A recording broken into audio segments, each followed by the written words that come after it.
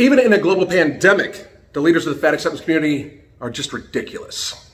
You gotta be so good that they can't ignore you, especially the ones that ain't done shit for you. Yeah, you know exactly what I mean. They stab you in the back and then they ask why you're bleeding. I don't trust words, I trust actions. I don't care what you heard, I'm not slacking.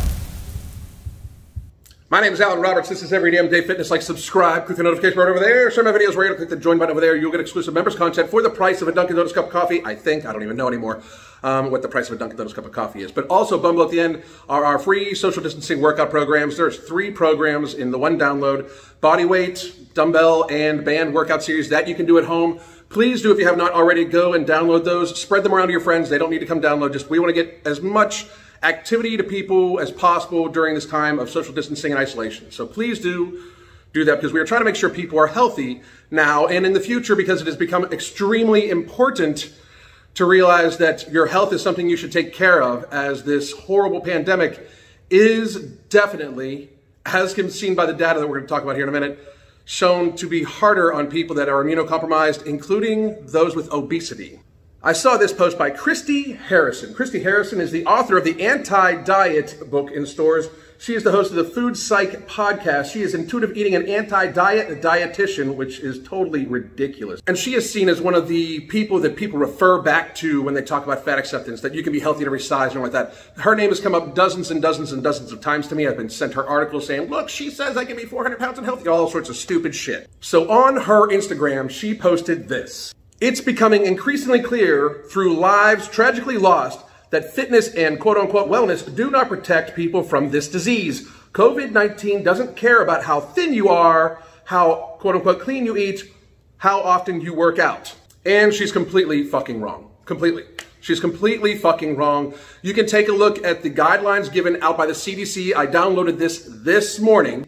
It says what you can do if you are at high risk of severe illness from COVID-19, and then it presents to you, are you at high risk for severe illness? And it says, based on what we know now, those at high risk for severe illness from COVID-19 are people aged 65 years and older, people who live in a nursing home or long-term care facility, people of all ages with underlying medical conditions, particularly if not well controlled, including people with chronic lung disease or moderate to severe asthma, people who have serious heart conditions, people who are immunocompromised.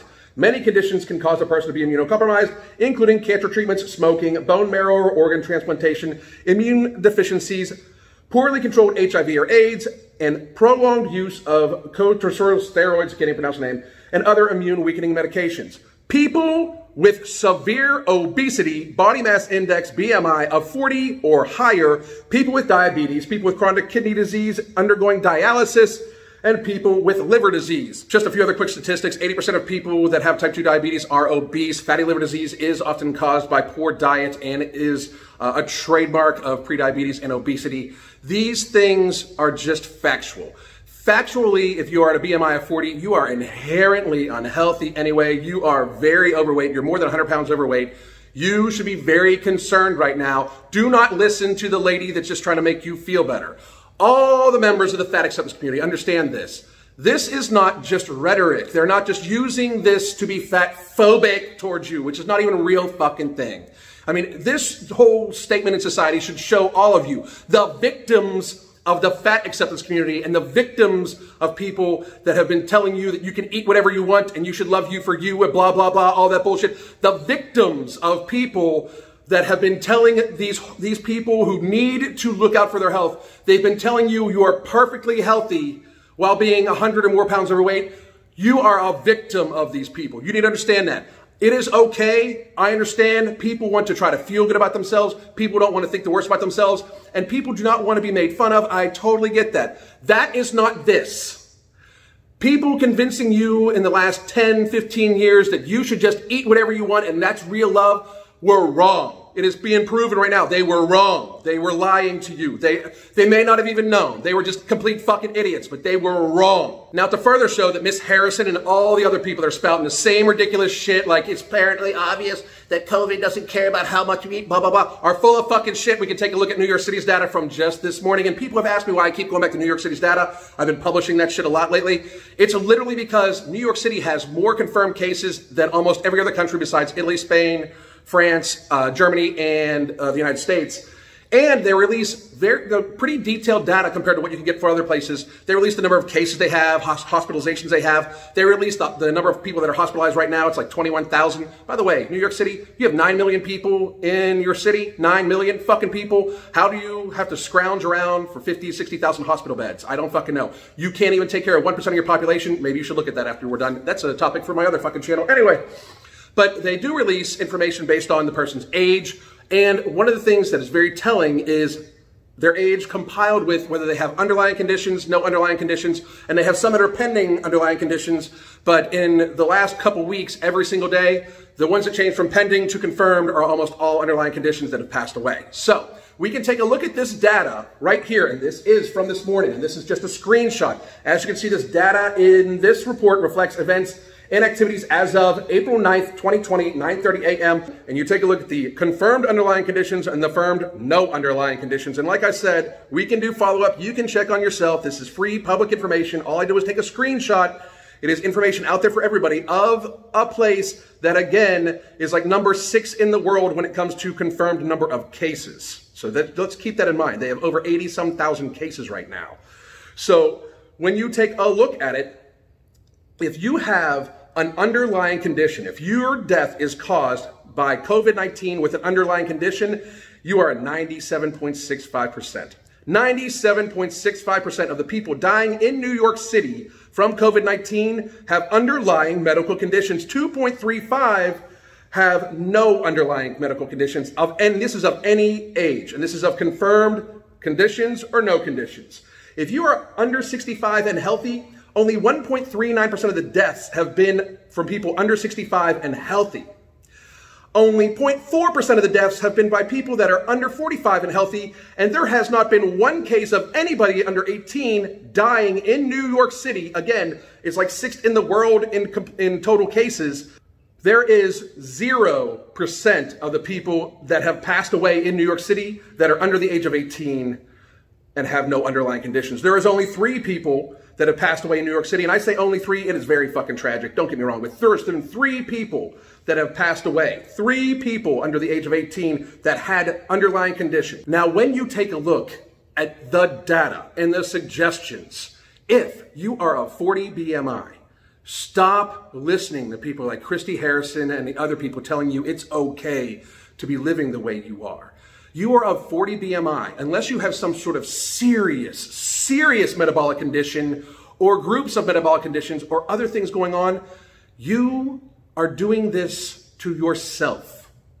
You are either letting your eating disorder control you, and you are eating yourself to a state of ill health that makes you much more susceptible to death from things like this and the flu and other complications. This is not a new thing. This is just being confirmed by the horrible state that we are in right now. This is not new. These people have been taking advantage of you for a long fucking time. They've been taking advantage of the fact that you want to feel good about yourself for a long fucking time. They have been making money off of you, telling you that you don't need to worry about your health. You can be pretty and everything like that. Who fucking cares what you look like?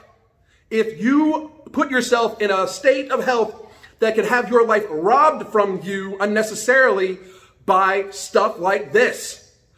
People that have no underlying medical conditions of any age make up a very, very, very small percentage of the people that are passing away from this disease. People that have no underlying conditions that are of of under 65 years of age, that are of a younger age, have next to no fucking worries about it. None. This is not make-believe. I am not making this up. I am not trying to fat shame you. I am trying to give you the facts that these people that have been lying to you are not giving you. People like Christy Harrison and everybody else, I know there's going to be like this huge outcry because her fans are fucking rabid. They're lying to you. You people are being fucking led down a fucking wrong path of ill health that is definitely being shown right now. It is not arguable. These are actual lies. If you argue against this, it is pretty much saying that you refuse to look. You're burying your head in the sand. You're going to stay with the glitter and the sparkles and the unicorn stupid ass shit. You're going to let it take your fucking life. That's sad. That's tragic. Call a counselor. If you are a person out there that has eaten yourself to a higher weight because you have listened to people like Christy Harrison and Jamila Jamil and Tess Holliday and all these other ridiculous ass people that don't actually give a fuck about you, they're just trying to spout their fucking ridiculous bullshit. If you have listened to them and gained weight into the portion of time where you are at risk because you have either developed some sort of underlying medical condition or that you are at 40 BMI or anything like that, according to the statistics, if you are one of those people, you are a victim of them. You are a victim.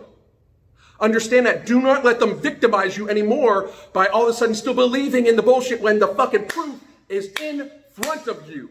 The proof is right in front of you. I'm not making these numbers up. I didn't rewrite the CDC guidelines. I am just giving them to you.